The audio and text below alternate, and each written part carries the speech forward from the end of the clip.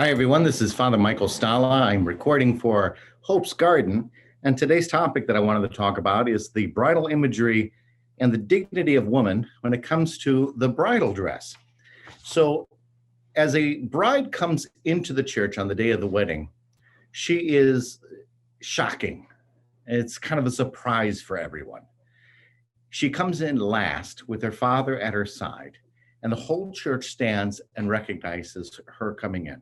And of course, I, being the priest of the ceremony, often get to stand right next to the groom. And the bridegroom in the ceremony turns and is just like, can't even breathe. It's the first time he's seen her in this light. We believe that the white dress that she is wearing reflects her inner dignity, that she has this invisible beauty about her, that he is privileged enough to have the right eyesight to see. He's able to see beyond just the surface.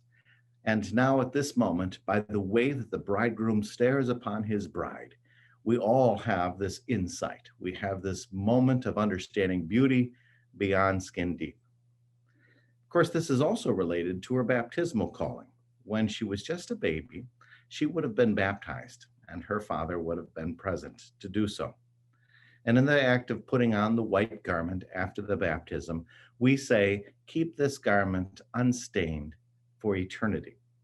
And this is a sign of the inward dignity of being a child of God. It is part of the wedding ceremony that traditionally the father brings the bride then up to meet the groom. Now, some things we've changed over the years as we continue to adapt our ritual of the wedding. A lot of things are cultural, which depends on which part of the world you're in, and we're talking about earlier times or later times. I noticed that the act of the man, the father, handing the bride to the bridegroom has not really changed a lot over the years. Some have argued, well, isn't this going back to some sort of property rights where the woman was somehow the property of her father and it is now the property of the son of the bridegroom? But this image seems to go beyond anything like that. I don't know if historically that's accurate, if there's any of this, but there's some sort of honor about the fact that the father was able to see in his daughter her true value, how precious and beautiful she was. And for the first time, he feels comfortable, he feels confident in allowing someone else to be the man of her life because he believes he can see her for who she really is. To see the bride as the bridegroom does is as the father sees his children. And it is not a matter of saying your bridegroom is now your father. Quite the opposite. The father's view is now also the bridegroom's view, which was always his desire, that someone would appreciate the true beauty of his daughter.